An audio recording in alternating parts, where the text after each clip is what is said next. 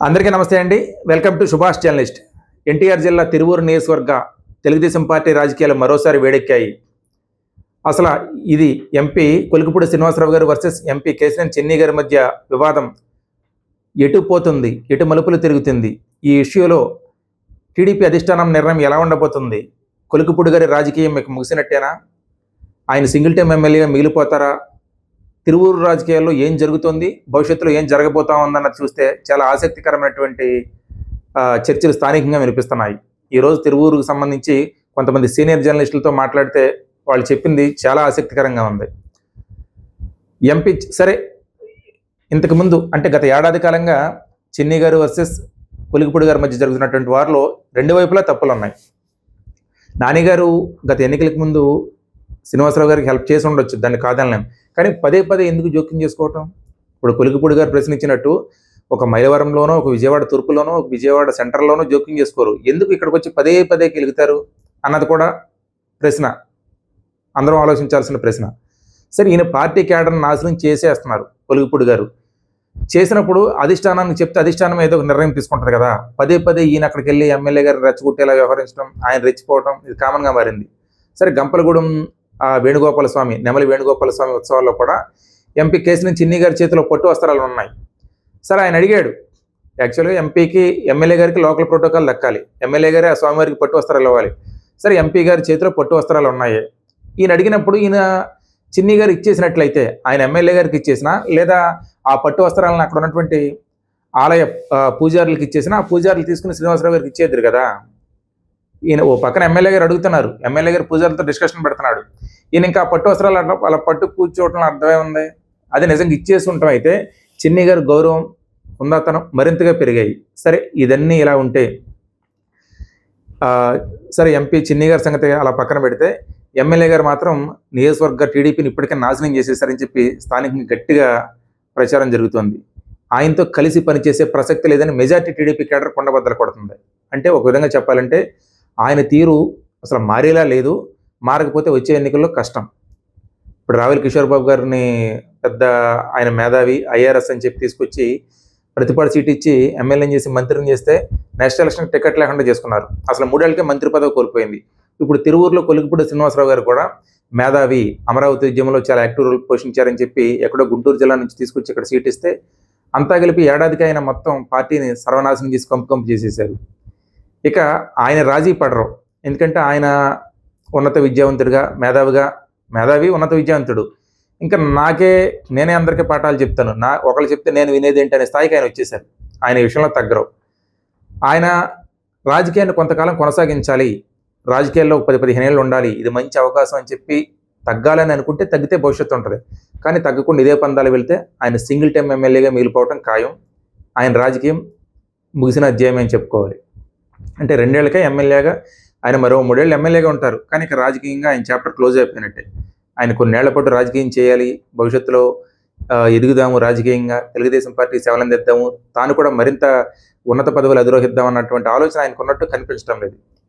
సరే, ఇప్పుడు తెలుగుదేశం పార్టీ నిర్ణయం ఎలా ఉంటుందని యాక్చువల్గా అధిష్టానానికి ఎవరు కావాలి?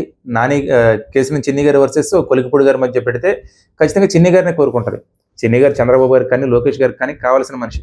పైగా కేశినేని నాని గారిని కాదని లోకేష్ గారు బాగా ప్రోత్సహించిన మనిషి చెన్నీ గారు.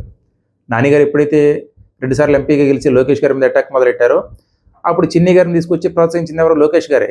ఇప్పుడు అలాంటి లోకేష్ గారు చెన్నీ గారిని కొలికిపూడి గారి కోసం పక్కన పెడతారు, వదులుకుంటారు, లేదా చెన్నీ గారికి వార్నింగ్ ఇస్తారనుకోవటం అది మన అత్యాశ అవుతుంది. ఖచ్చితంగా కొలికిపూడి గారినైనా వదిలేసుకుంటారు, కానీ చెన్నీ గారిని వదులుకోరు. చెన్నీ గారు లాంటి వ్యక్తి విజయవాడ తెలుగుదేశం పార్టీకి, విజయవాడ పార్లమెంటు సీటుకి తెలుగుదేశం పార్టీ తరఫున బాగా కావాల్సిన వ్యక్తి. ఇక ఇప్పుడు తెలుగుదేశం పార్టీ ఏం చేస్తుంది? కొలికిపూడి గారిని కట్టడి చేయటం, కొలికిపూడి గారి స్పీడ్కి దూకుడికి బ్రేకులు వేయటం అసాధ్యం. ఉన్నాయి 2 ఆప్షన్లు. ఒకటి, ఆయన పవర్ కట్ చేయటం. ఆయన పార్టీ నుంచి సస్పెండ్ చేయరు, చేస్తే ఇంకా రెచ్చిపోతాడు, అది వైసీపీకి ఇంకా ప్లస్ అయిపోద్ది. ఒక దళిత ఎమ్మెల్యేని ఇలా చేశారు కమ్మ సామాజిక వర్గ ఎంపీ కోసం అని చెప్పి రాష్ట్ర వ్యాప్తంగా ప్రచారం, అటు వైసీపీ అవ్వచ్చు, ప్రతిపక్షాలు గట్టిగా ప్రచారం చేసుకుంటాయి. ఈయన కూడా రోడ్డు ఎక్కుతాడు, నాకు ఇలా అన్యాయం జరిగింది, కమ్మ ఎంపీ కోసం నన్ను అన్యాయం చేశారని చెప్పి బాగా సానుభూతి కోసం ప్రచారం చేసుకుంటే అది కొలికిపూడి గారికి ఎంత ప్లస్ అవుద్దో తెలియదు, కానీ తెలుగుదేశం పార్టీకి చాలా మైనస్ అవుద్ది, వైసీపీకి చాలా ప్లస్ అవుద్ది. అది చేయరు, ఆయన అలా వదిలేస్తారు. కానీ ఆయన పవర్ కట్స్ తోకలు కత్తిరించేస్తారు. అందులో 2 రకాలు ఉన్నాయి. ఒకటి 2 మెన్ కమిటీ వేయటం. 2 మెన్ కమిటీ వేసి బాధ్యతలు మొత్తం వాళ్ళకే అప్పచెప్పేస్తారు. అంటే స్థానికంగా ఏమి పనులవ్వాలన్నా, ఏమన్నా దేనికన్నా పనులకి నిధులు కేటాయించాలన్నా, ఎవరికన్నా పదవులు ఇవ్వాలన్నా, స్థానిక సంస్థల ఎన్నికల్లో ఎంపీటీసీ అభ్యర్థులు ఎవరో, జడ్పీటీసీ అభ్యర్థులు ఎవరో, సర్పంచ్ల అభ్యర్థులు ఎవరన్నది నిర్ణయించాలన్నా కూడా పూర్తిగా 2 మెన్ కమిటీ తీసుకుంటుంది. పేరుకి 2 మెన్ కమిటీ ఉన్నా మళ్ళీ దాని వెనకమాల ఎంపీ గారు చక్రం తిప్పుతూనే ఉంటారు. పార్టీ అధిష్టానం పైనుంచి మానిటరింగ్ చేస్తూ ఉంటుంది, ఎంపీ గారిదే చక్రం ఉంటుంది. అంటే కొలికిపూడి గారికి ప్రాధాన్యత లేకుండా ఆయన ఎమ్మెల్యేని అలంకారప్రాయంగా మార్చేస్తారు. అది ఒకటే. రెండోది అలాగే ఉంచేసి కలెక్టర్కి, ఎస్పీకి చెప్పి, అంటే ఆయన చెప్పిన పనులేవి చేయొద్దని చెప్పేస్తారు సింపుల్గా. అంటే ఒక ఎమ్మెల్యేగా ఉండి ఆయన పోలీస్ విషయాల్లో కానీ, పోలీస్ పరమైనటువంటి విషయాల్లో కానీ, లేదా పరిపాలనాపరమైనటువంటి విషయాల్లో కానీ కలెక్టర్ ఈయన చెప్పిన మాట కలెక్టర్ పాటించరు. అలాగూ కూడా అంటే కలెక్టర్కి, ఎస్పీకి చెప్పి కొలికిపూడి గారు మీ దగ్గరికి తీసుకొచ్చిన పనులేవి చేయొద్దని చెప్పి అలాగూ తోకలు కట్ చేస్తారు.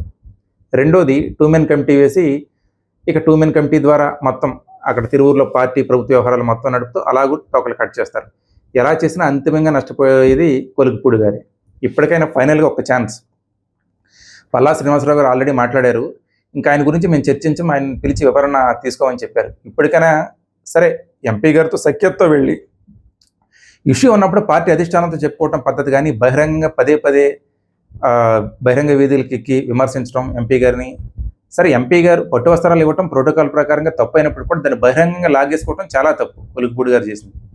ఇట్లాంటి ఈ దూకుడు వ్యవహారాలను పక్కన పెట్టి ఎప్పటికైనా సఖ్యతతో వెళితే ఫైనల్గా ఒకే ఒక అవకాశం ఉంది. ఈ 3 సంవత్సరాలను జాగ్రత్తగా చేసుకుని లోకల్ పార్టీ కేటర్ని కలుపుకు వెళితే మేబీ పార్టీ అధిష్టానం యొక్క మనసు మారితే నెక్స్ట్ ఎన్నికలు ఏమైనా వస్తుందేమో. లేదు నేను ఇలాగే ఉంటాను, అందరికీ పాఠాలు చెప్పే మాస్టర్నే నాకెవరో చెప్పేది అన్న ధోరణితోనే ఆయన వెళితే కొలికిపూడి గారి రాజకీయ చాప్టర్ ముగిసిపోయినట్టే.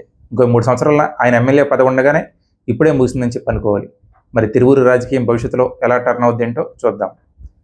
నా వీడియో మీకు నచ్చినట్లయితే ప్రతి ఒక్కరు లైక్ చేసి మీ అభిప్రాయాన్ని నిర్మోహమాటంగా, నిష్పక్షపాతంగా కామెంట్ చేయండి. నా ఛానల్ ప్రతి ఒక్కరూ సబ్స్క్రైబ్ చేసుకోండి. Thank you.